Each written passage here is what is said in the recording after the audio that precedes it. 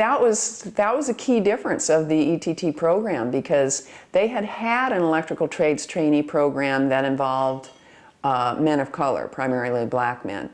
And it hadn't been very successful because it was run like most of those programs around the country were run, which is, oh, we'll hire one person, and it may very well be someone who doesn't have the educational background, you know.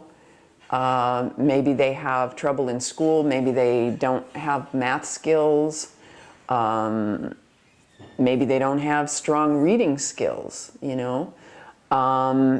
And most importantly, we hire just one guy. So he goes on this entirely, not entirely, but almost entirely white workforce as one person.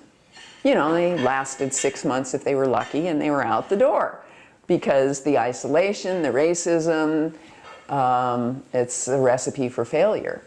Right. And they didn't give them any support. You know, if they did need, you know, schoolwork at night to get themselves up to speed, they didn't give them any of that. Right. You know, so when they went to have a program for women, Gordon Vickery was a smart guy. He was the former fire department chief for many years, I think, and he had been thinking about running for mayor when he got the city light position. The guy who was mayor wanted to get rid of him as a rival. And so, you know, he was making political hay by saying, oh, I'm going to get these women in here, and I'm going to show that I'm the big progressive force around here, and the unions, these troglodytes. And so, anyway, he wanted it to succeed, which is why they hired Clara. So she did several things that were very key. One was she said, okay, we're not going to hire one person at a time. We're going to have a program of at least 10 women who can all go in at once. And then we're going to have a training program for them before they go out on the job. We were supposed to get 2 weeks of training. And then the other thing that was key, and that training, by the way, was physical as well as classes and stuff.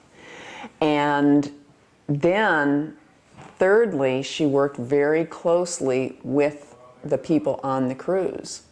And one of the key things she said from the beginning is, okay, the previous electrical trades trainees, they came in, but they didn't join the union because I think there used to be, you know, you were supposed to be past your probation or something before you joined the union. And Clara said, they've got to be in the union from day one. And because she had management's backing, she got that.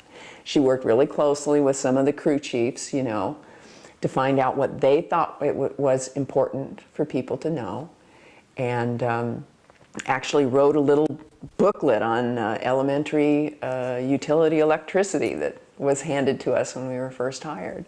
So, and then she did a few other things, like she just looked at the situation and said, you know, there's a lot of women out there who might be excluded from a program like this because they have education.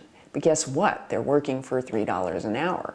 So I think she had to go through and get a special waiver from the feds for, you know, it to be okay for people who had more education to get into this program if they were underemployed.